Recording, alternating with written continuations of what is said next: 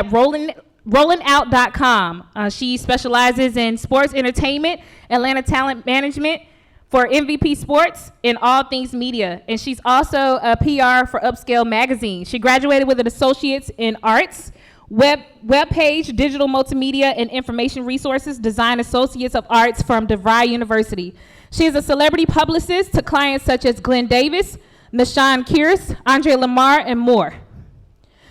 She's also casting associate for upcoming romance film Single Not Searching, and I don't want to mess this name up, but starring so many wonderful actresses and actors such as Lisa Ray McCoy. So give it up one more time for Miss Janelle Witt. All right, the next person I want to bring up to the stage is Miss Talia Oliver. I know they kind of like stuck in the back a little bit.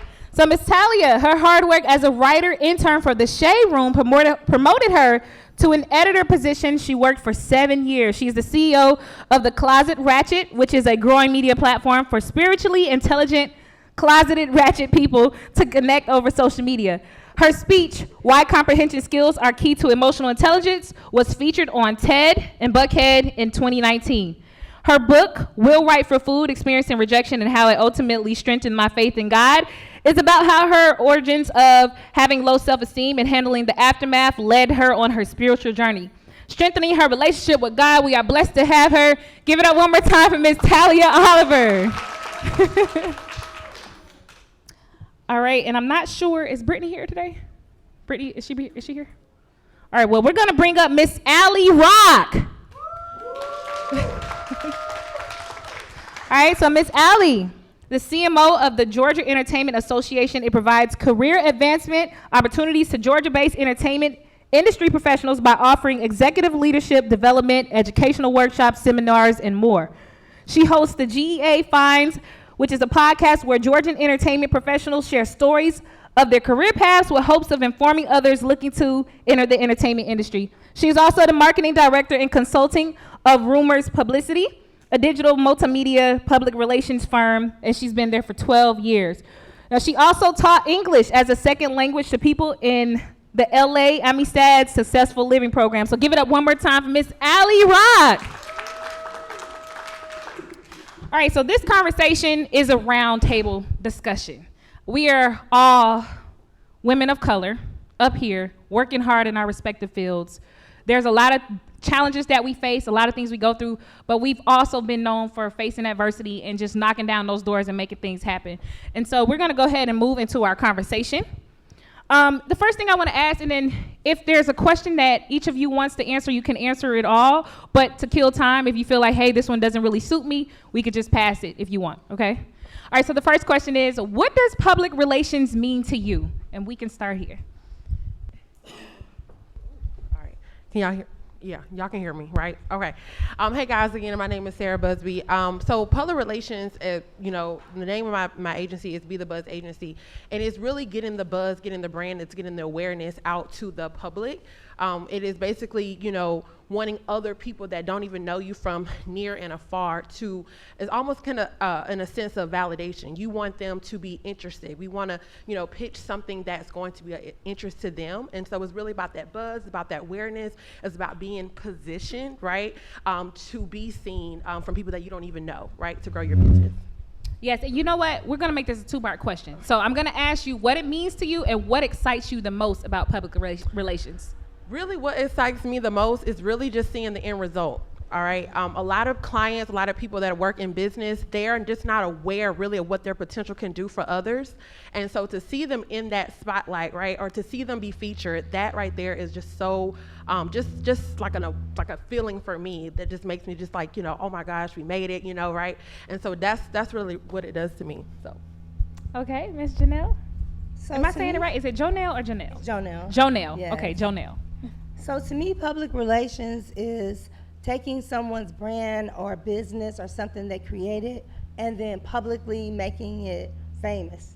Because you can have an event, we can have this event right here, but if no one goes out and leaves here and covers it, to me it's like it didn't even happen. Yeah. Like everything you do, you should find out, like, will there be media, will there be press, and always look for an opportunity to get your brand to the next level. So because a lot of people don't know how to do that, they come to me who have relationships with different publications, and maybe I can get a story in there that wouldn't even answer the phone for you.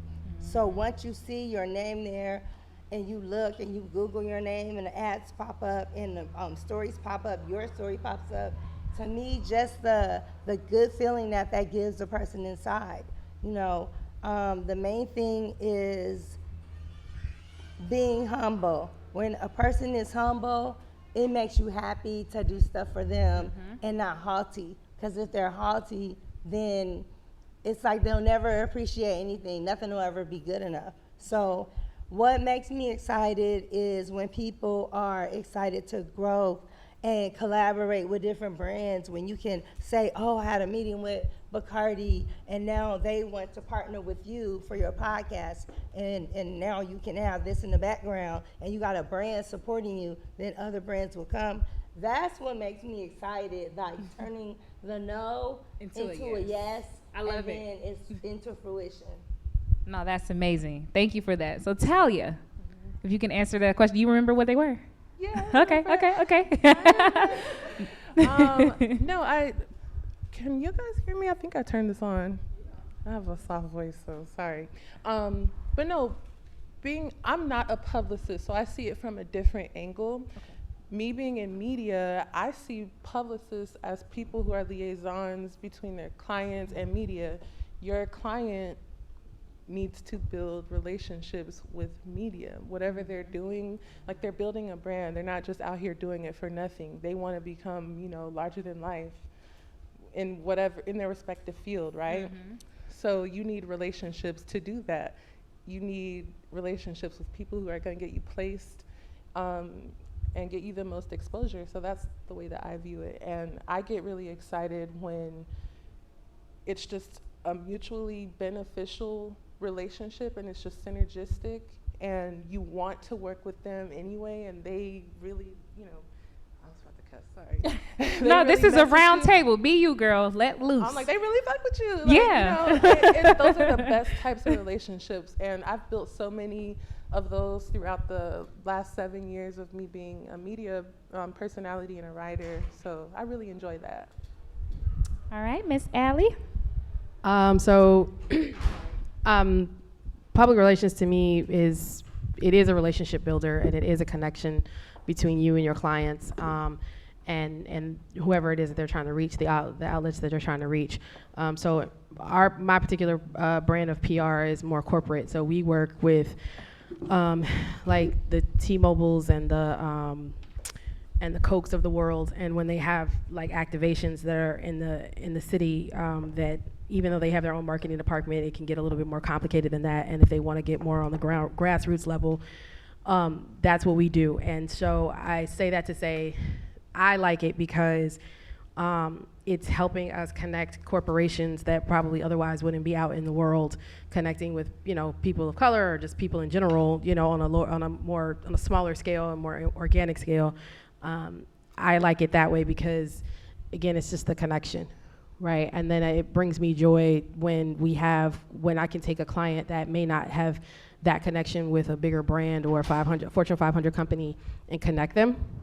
And just kind of watch the growth, because sometimes it's just, we connected people and it's just something as simple as being an influencer campaign. And then the next thing you know, they're like, they called me back and they want me to do something else. And I'm like, bet, let's do it. You know what I mean? So that brings me joy. So before I move into the next question, is there anybody in the room who is looking to become a publicist by a show of hands? All right, so is there anyone looking to gain a publicist or have a publicist on your side? Okay, perfect.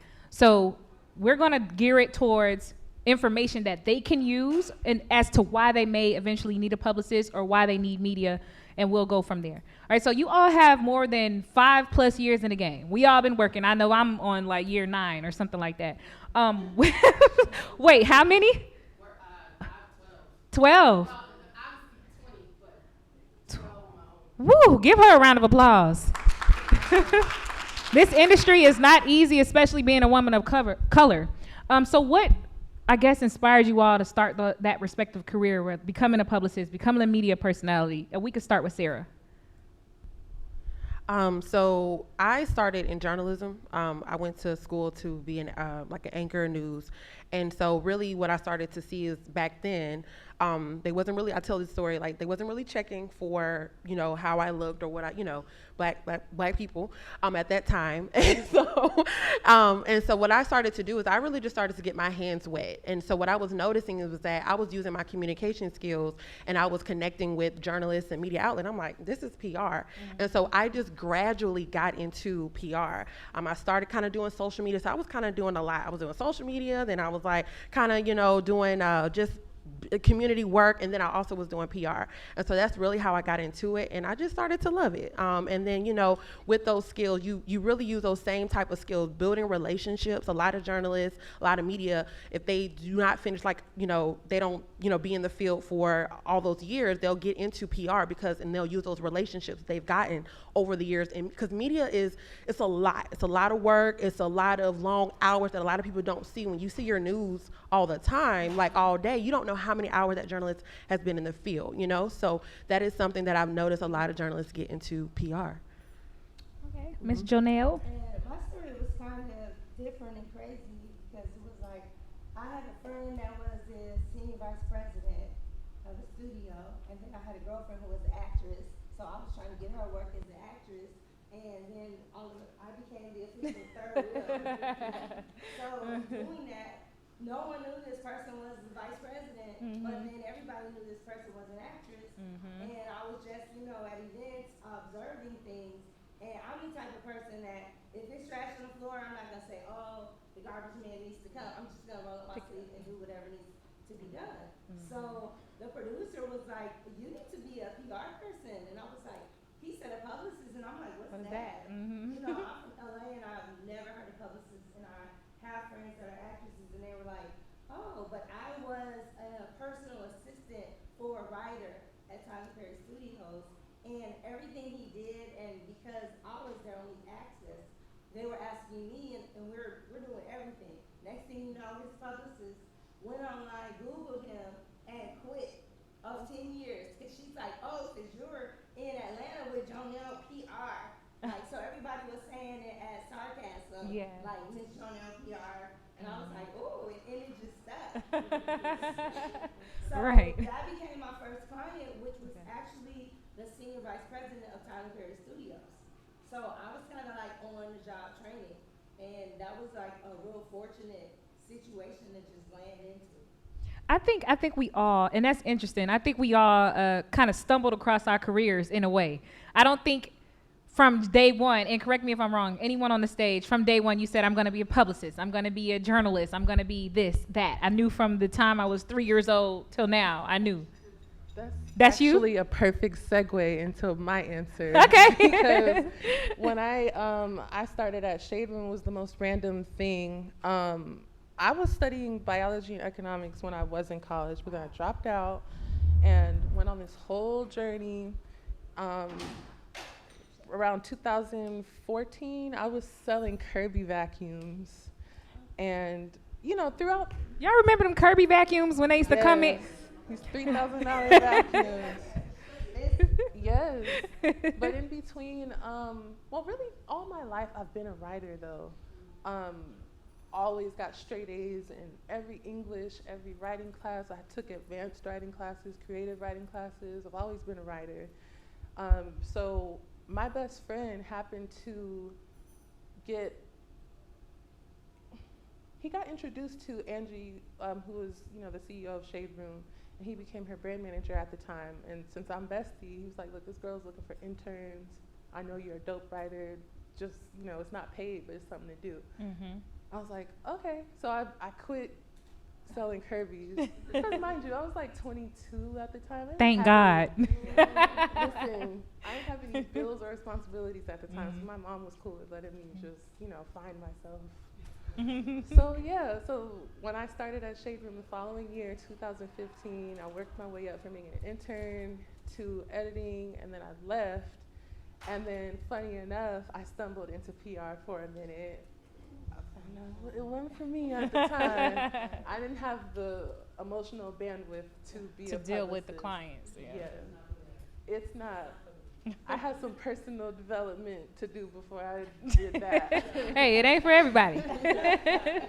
Yeah, but yeah, that's how I got into it. What was the other half of the question? And that was it. That was it. That was Okay, just okay, basically good. like what made you get into it. You know, we all have years in the game. You're still here, so I just wanted to know like the backstory. Yep.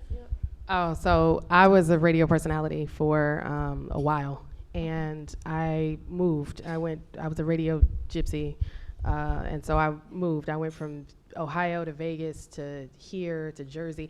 I just kept moving around, and so then there was a shakeup here, and I got a phone call, and they were like, "Oh, come back to Atlanta, like, you know, there's a shakeup." And what that meant was that they were just playing musical chairs. But to me, I thought, oh, okay, so I have an opportunity. So I came back here, and I was like going around to different stations, and I'm just like, I'm here. And I got on at a station, but I wasn't doing what I wanted to do. And I would meet DJs everywhere I went. And the DJs were like, I need, you know, we need to spread the word. This was sort of like at the inception of like the DJ crews, right? Like, so crews were already in existence, kind of sort of like there were core DJs and that kind of thing, but like there were more DJ crews that were becoming more prevalent. Like this is when Drama and yeah, this is when Drama and everybody was making their run at it, and Gangsta Grills I think had just kind of started, and it was just it was that. So DJs would be like, I need help, I need a press release, I need a whatever, whatever you could think of that a DJ was like, yeah, I need this, I need that, whatever. And a friend of mine was managing several DJs at the time, and so she was just like, yeah, you can write press releases. Like my email game is strong, and I can send an email and make it sound like something happening, you know. Yeah. And so I was sending emails for people. I was writing press releases for people, and in the meantime, while I was trying to do my radio thing, I was producing shows on the AM station here, and so at CBS, and so I was doing all of that, and then I was like, I feel like this is where radio people come to die. Like no one is leaving. Like you know what I mean? Like Ryan Cameron's been on the air here for over 20. You know what I'm saying? Like people they come here, but this is it. Like they hang up. It's like, so I'm here, and I'm gonna go ahead and get a house, and you know what I'm saying? So I was just like, so where do I fit? You know, and so. First off, thank God for a podcast, but the PR element of it came because just kind of out of default. Like I already had, when you're in radio, you deal with a bunch of salespeople, and salespeople know a bunch of people in corporate, and so that's what would happen. Like I would meet these people who were in the corporate office, and they're like, we're doing an activation here, we're doing activation there. Yeah, we're gonna do the radio remote, but we need connections here, there, and everywhere. And it was just like, fuck it, I'm here, I might as well just use the resources that I have. So that's how it just kind of was a natural progression from that into this. I think it's so interesting hearing each other's stories. And I know I'm just the moderator, but I got to share my story if y'all don't mind. So with me being a radio personality here in Atlanta, I did a lot of bouncing around as well. I actually started as an intern. Well, I started blogging and writing. I have a bachelor's in journalism. But before then, I was studying sports medicine because I was an athlete. So I switched over from sports medicine after I realized the science wasn't for me. The classes started getting too, I just think it's so funny that's why I wanted to say something, because all of your journeys, I can relate to them. And I'm pretty sure that people in the crowd can also relate to that. But yeah, I crossed over from doing sports medicine, science to journalism, and then now I'm here. And it's something that I've always been good at, writing. I've always been good at writing, speaking to people. All of my friends come tell me their biggest, deepest, and darkest secrets, and I hold it in. And if I want to tell it, I'm going to tell it, So I think it's just something that you don't actually plan to do, but it has to be in you. And I think that's something that when it comes to being a publicist, being someone in the media, someone who's writing, sharing information, a messenger, I believe, is a gift from God. And so I'm grateful to have all of us here on this stage today to be able to share our stories to everyone else. I always wanted to be Lois Lane, and I was like, because she was that reporter that was just like looking for the next story and looking for this. So being a publicist, your clients, they want media. So media, nobody wants to write about somebody that nobody is writing about, like at all. So I'm like, okay. So then I created some blogs. So now I'm going to create blogs because now I can practice, getting their stories up and seeing how far these blogs go. Now I'm tweeting from those blogs, and people are actually answering the blog. So it's like, oh, wow. And then it's like, if you want to get media, say for a film producer, magazines, they have a plan for the 6 months. They're like, this month we're doing Hollywood movies. This month we're doing lifestyle. So I said, if you can't beat them, join them. So now I'm taking all the magazine people to lunch, like, so, what you got going on? Everybody is not going to turn down a free lunch, okay? Right. Not in Atlanta. Everybody wants to come and sit down. And you have to genuinely be interested in people, though. Don't just, like, take them to lunch because you want something, and when you want it and you get it, you're out. That's it. Like, Yeah. people can sense that. Yes. Yeah, We'll know. people can sense that. So never be fake. Be intentional. And my client wanted to get in Sister to Sister magazine so bad. And not so bad, but so bad. in case it's recorded, he see it. No, I didn't. And one day, Jamie Foster Brown was in town, and he was like, oh, there she is across the room. He goes, you are going to find out if she has transportation for this whole weekend, and you're going to take her everywhere she needs to go. And I was like, I am? So that's what I ended up doing. I said, I introduced myself, and I told her what I do, and I'm like, so do you need a ride? And she was like, yes. Oh, you ask people, do they need something, and they're going to be like, oh, no, I'm fine. She said, yeah. Yes, like Friday, Saturday, Sunday, like until she got on the plane. So I was with her like every single minute of the day, and I learned a lot. And the next thing you know, I'm writing for Sister to Sister. I got him in there, all my other clients in there. But she taught me, like, if people are not talking about something, a topic that's rolling off the tongues of everybody's mouth, you have to charge them. Because how are they making money? So that's why a lot of the stories of professional business people, businesswoman, gets 5 awards and gives to charity. And then you pitch it, and they're like, yeah. No, not today. Yeah. And then Chris Brown's monkey jumps off the from the toilet seat Top until story. the living room, and it's all over the news. Like yesterday, anybody who had an article scheduled to go out with Brittany They got Griner, pushed back. forget it. It wasn't happening. So, and people do not understand this, that magazines and blogs want to make money. So your story has to be interesting. It has to be attached. What's going to get the hits? Yes, it has to. Now, I want to talk about being a woman of color in this industry. I know that we hear the stories. Oh man, the men came in and took over. They've been sitting there for 30 years and didn't give up this. But I want to know, number one, your biggest challenge as a woman of color in your industry and what you did to overcome that hurdle. Sarah. Oh, I was like, or whoever wants to take it. Whoever wants to take it. So for me, it's the corporate space. Okay. And just my name, and then when I show up, didn't always connect and resonate, and so I have to stand in what I do, and so like when I show up, now it's a little bit different and it's a little bit easier, but at first it was just a lot of racial stuff, like people not understanding why I was in the room. When I would start to communicate with people what I was trying to get done, they would look at me like, you seem intelligent, and like, yes. Right, like little slights like that, like, oh, and the whole, you're so well spoken, that whole it's like, I'm sorry, what am I supposed to? And honestly, it was a bit of naivete, I guess, because I was younger, and that kind of helped me because like, so youth is an aphrodisiac, right? So when you're, when you that young, you just be like, I don't even care. Anyway, and then you go off and do whatever. And so like, that's what helped me. That's what fueled me. That's what moved me forward. But a lot of the challenges that I hit in that space were just people just not feeling like you belong there. And I never felt like an imposter. I knew I belonged there. I just never understood why people didn't believe that I belonged there as well. And so getting past that it's been interesting. Yeah. Anybody else want to take this? Oh, see, the thing about me and challenges, I don't even see challenges. I'm just like, find another way to do it. Now there have been before my personal development, there have been a couple of times where, I didn't know how to deal. One in particular, I'm not going to say the particular event, but, it was mostly well, it was a white production company that I was doing media coverage for. Because now I do media, like with my own brand, I do media coverage and I do social media management. Sometimes I do things on behalf of my clients' brands. But this particular day, I was doing media coverage for an event for my brand, and it was a white production company.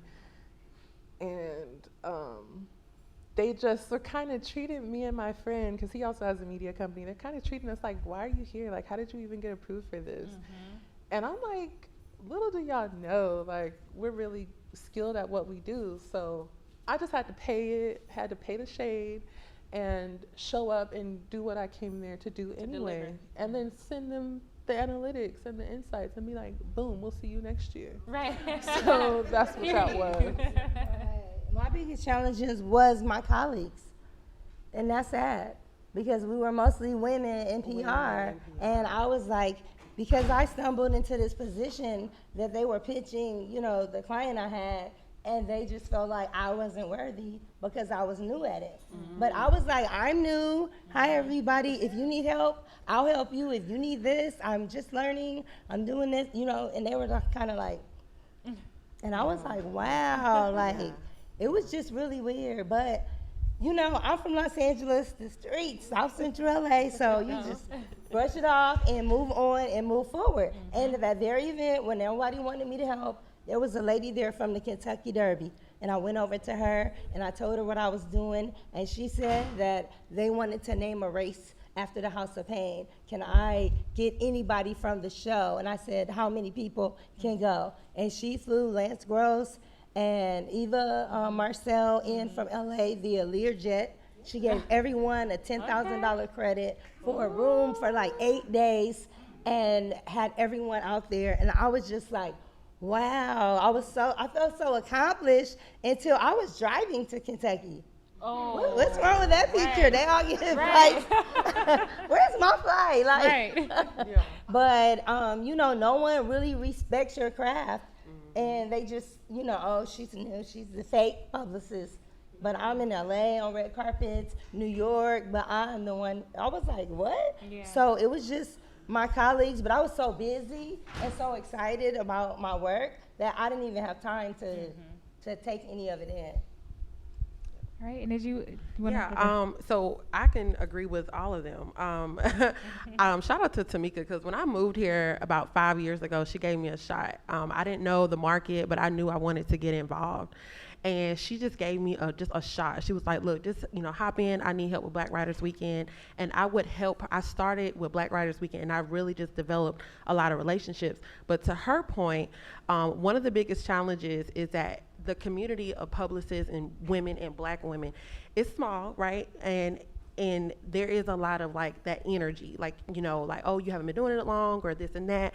And so I know me and Jeanette, we've connected on the side, and I would, you know, you could tell like I tried to give her a client. Yeah. I was like, no. At the time, I could do it. And so it's good to have allies and, you know, and friends in this industry, in any industry that you do. And you can have people that you can call on because a lot of things, you know, you don't know, or people we just don't know. And so when you can rely on or call like your friends or, again, people in the industry, that's how you learn, that's how you grow. And then closed mouths don't get fed, right?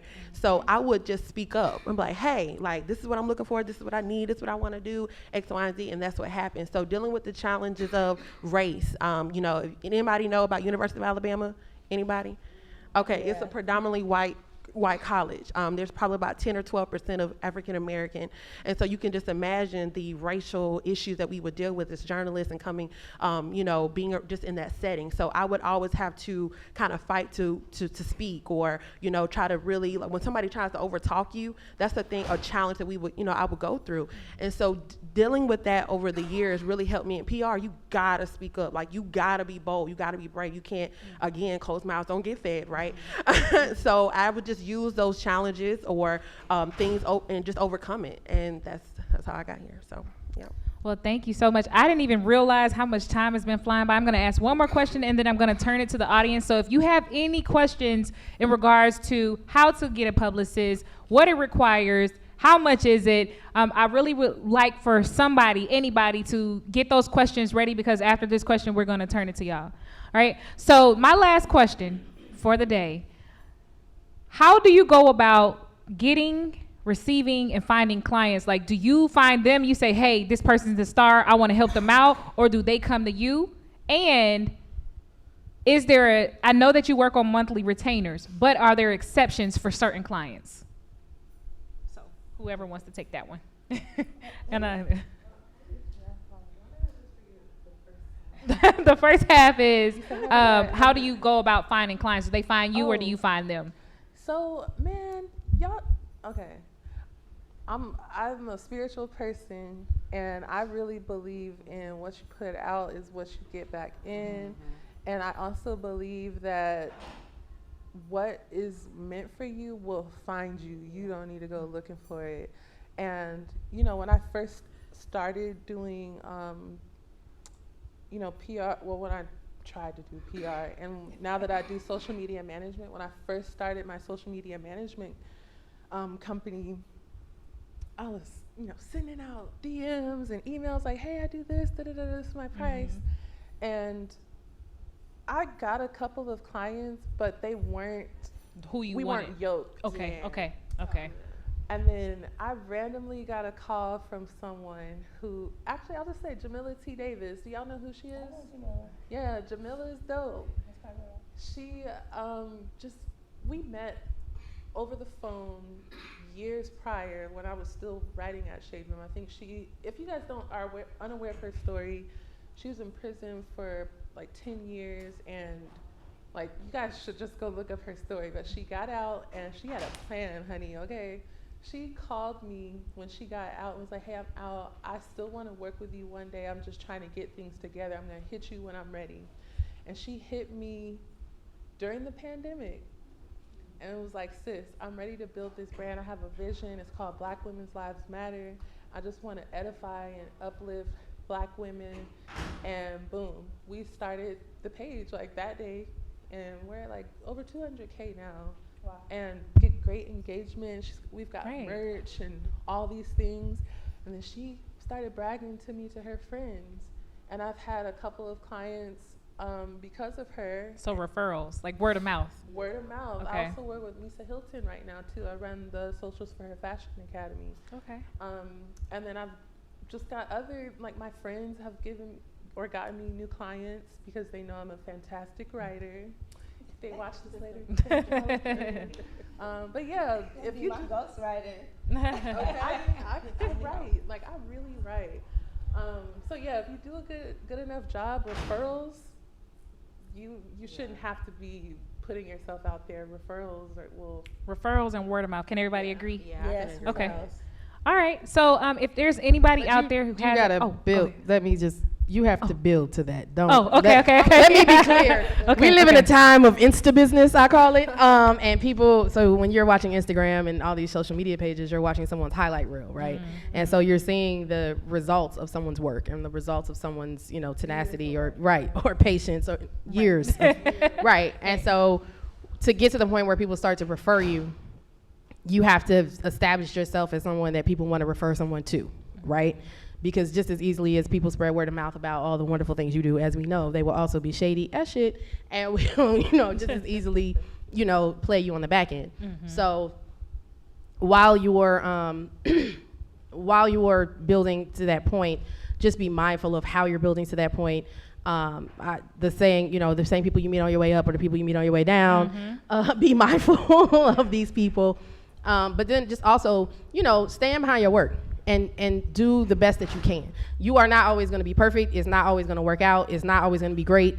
It's going to be some shitty days. But if you stand behind your work and you show up and there's a level of professionalism there, that's how you start to get the referrals. Because no matter what happened, even if, you know, I've been on projects where I had nothing to do with it, but it was a shit show and it was terrible. But at the same time, I was there, you know, but I kept showing up and I've gotten jobs. I still got job. People called me and were like, yeah, so anyway, we gonna hire you to do blah, blah, blah, blah, blah. And we know that happened, but yeah, you was doing this, this, and this, and it looked good. Right, you know what I mean? That happens. So just, get to the referral. So build up to the referrals, and then from there, word of mouth keeps you going. So you have to maintain that reputation. And I want to go ahead and turn it to you all. If there's anybody in the audience who has a burning question right here, please, if you can stand up, say your name, what you do, and then ask your question. No, don't be shy.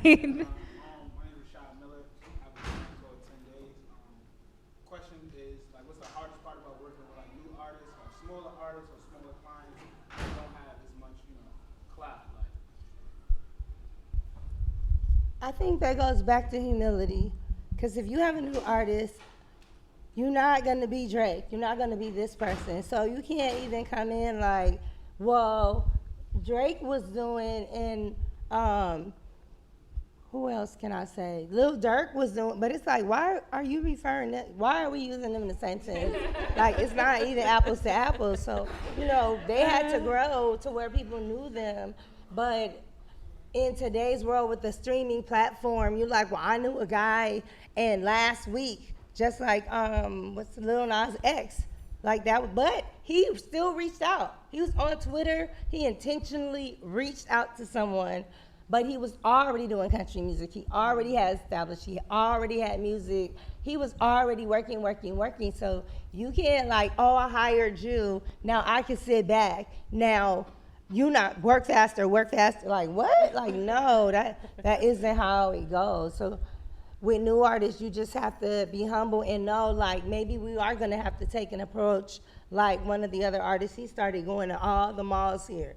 Greenbrier, he was playing that guitar, the shoe stores, would you like music? Like he was doing stuff, and everything is not going to be paid when you're trying to establish yourself, because you have to establish a reason that people are going to spend their money on someone that nobody knows, but people will spend their money on good potential. Yes. Yeah. I like that. That's a great answer. All right, I'll take you in the front right here. Yes, if you can say your name, what you do, and then proceed to ask your question. Hello, my name is Nadine Duncan. I'm a publisher, but I'm also trying to build my brand, Diary of a Traveling Black Woman, Traveling Black Woman Network. So what I'm looking for is to find out, when you're looking for a publicist, what should you be looking for? Because I know right now, you know, you got everybody online, everybody's doing something, everything looks great. So it's a little bit oversaturated, but you want to make sure that when you click like book now, and you do that, you know, that hour consulting, that you're actually finding the right person. So what should I be looking for?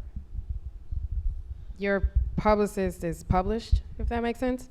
So when you're booking clients out, there's PR Web, there's a PR Wire, there's several different industry things that if your publicist says, oh, I have a client that got a write-up here, wherever, you can go back and find out if they got that write-up. You know what I mean? The publicist didn't write it, but you can find out if the write-up exists, if that makes sense. Yeah, receipts. But also, like, so, like, for what I do, it's a little bit different. So, like, I have case studies, right? I can send you a case study that has something from someone from the company that I worked for. There's a quote or a title, or there's something in there from that person or from that group of people that I worked with to say that, you know, and you can go back and link on LinkedIn and connect that person to, you know, what I'm saying. And so those are my receipts. But then when you're doing publicists, what you're talking about, like I said, you know, if people have gotten write-ups or if they have connections, and that's the other thing. Do they have connections? Who do they have connections to? Like, who do they typically source when they're going to do a story or get a story out? That kind of thing. That's a fair question to ask. Anybody gets tight with you about receipts? Probably. Yeah. So a lot of times, speaking back to referrals, you all probably look at people's social media, right? So you can obviously look at maybe some past press placement or opportunities, especially if they're active on their social media platform. And so in that consultation, or especially if you're paying for a consultation, you can ask for a capabilities deck. You know, again, back to where her point is, we've created basically like a document of case studies, who they are, what they're about, the impressions, where they've been seen, is linked. So you can actually, you know, click on those links and see, okay. And then also the deck has testimonials. So, I mean, if you're paying for something, you know, you should ask those probing questions. Look at the type of clients that they've represented. So if they've represented authors, people in your industry, there's publications that are looking to cover Black women in travel. There's actually a publication, Travel Noir, things like that. So really ask those questions. That's your right. And yeah. Yeah, I suggest for everyone to exhaust all the free things that you can do on your own. So if you can just look online, go on LinkedIn, and it's people you can connect with that actually they'll answer you back, and they'll answer those questions. You know, if you can write something, start your social media page. Don't, later you may need the help of someone, but she doesn't even want it if you come to her and you have 100 followers and you like, oh, so can you? And she's like, okay, and 4 photos posted. Like, you haven't even put in any work, and then you want her to get you to 200,000 in the next 90 days, and when she doesn't get you 20 people in 5 hours, now you want your money back. Also, I just The real gag quick. is I could. Yeah, but that's what I'm saying. But also, your publicist and a social media manager are 2 different things. They are not mutually exclusive. They're very separate. And when people I have a background as, like, we do social media at my agency, and so I have that background. But I don't. They're 2 separate animals. And when your publicist looks at your social media, you can be a micro influencer. You can have 100, 500, 200, 300 people. But when I look at your page as a publicist, I'm looking at you like, okay, so this is what I'm not seeing. Here you need to get some posts like this and some posts like that and some posts like this or whatever, right? Your social media manager is who's going to create that content for you, take those pictures for you, build out that content for you, and make sure, and they'll pull the analytics on it and who's hitting what your page, how often, how the age groups, the racial groups, the geographic groups, that kind of stuff. That's your social media manager. Your publicist's job is to get you publicity, is to bring attention to what it is that you do, even if that's just pointing something to your social media page. That's what your publicist does. When you walk into a publicist's office, you must know the difference between the 2. And if somebody tells you that they do both, they are lying to you. And I'm gonna tell you why. I'm gonna tell you why real quick. If they tell you that they do both, that means that they are trying to social media manage your pages and be your publicist. Okay. Sure. That's And two explain the different. difference between publicist and marketing. Publicist and marketing. So marketing, publicity, and social media management are also different things. Marketers are people who study the market, right? They study the consumer market. That's what they do. They go out and they look at analytics. They pull the different, so they pull age ranges, they pull geographic locations, they pull analytics on, so like 18 to 34-year-old people who live in Colorado like to see blah, blah, blah, right? They can help you with your brand colors and what kind of colors you need to use, what kind of colors pop, what kind of colors work, what kind of colors get certain responses from certain people. There's more of a science to it than anything, but marketers study consumers, and then they take that information and then they remarket out to consumers, right? The reason that you buy Clorox, the reason that you buy Tide, the reason that you know what Pepsi and Coke, when you hear certain names and they click automatically in your head, is because marketing went and made sure that they click in your head. Coca-Cola has a specific kind of red that it uses. You can't find that red everywhere. It's on the color spectrum, but Coke has it. You see what I'm saying? So yeah, definitely make sure that you understand the distinct differences between the things, because a lot of times people come to one person expecting this 360-degree situation, and unless you have an agency where you have it broken down like that, one person is not doing that. All right, well, thank you all so much. Give these ladies a round of applause. We are slightly out of time, and that's because when the conversations are going good, there's so much information. More to say. Yes. So what we're going to do is have everybody connect with these young ladies. So if y'all can, I guess, start with Sarah. Tell everybody where to find you, how to connect if they want to leave an email or just get in contact with you. Okay, guys, so my email is Sarah at the Buzz Agency. So that's BTHEBUZZ agency.com. You can follow my business page at Be the Buzz Agency, and you can follow my personal. I'm not too bad on there, Bubbly Busby. And my Instagram is Jonell, JONELLPR brand, BRAND. So I do brand management, managing your brand. My email is yjonellpr. Why not? yjonellpr@gmail.com. That is my email. Thank you guys again. My name is Talia. You can find me on Instagram at The Closet Ratchet, RATCHET. You did?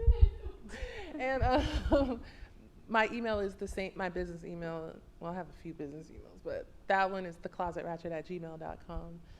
If you want to talk to me about anything we spoke about today, I'll be here. IG, all my stuff is ALIROC07. That's my Instagram. My business email, I have two. One is for Georgia Entertainment Association. It's ally@georgiaea.org. And then it's AliRock, ALIROC, @rumorspublicity.com. And yes, I have a website, rumorspublicity.com. And then we have the Georgia Entertainment website, which is georgiaea.org. And then similar to Talia, I'm a media personality, so you can find me if you want to connect with me, figure out, like if you need radio advertisement or anything in regards to just media, interviews, moderating, anything, you can find me at Myasia Simone. That's M-I-Asia and Simone with a Y. It's spelled the same way that it's spelled up here. And then my email is bookmyasiasimone@gmail.com. And before we leave, I want to go ahead and give a shout out to all of our sponsors: Kindle Direct Publishing, Harlequin Books, Ingram Spark, and Liberal.fm. And thank you all so much for joining us. Can we get a standing ovation for these ladies?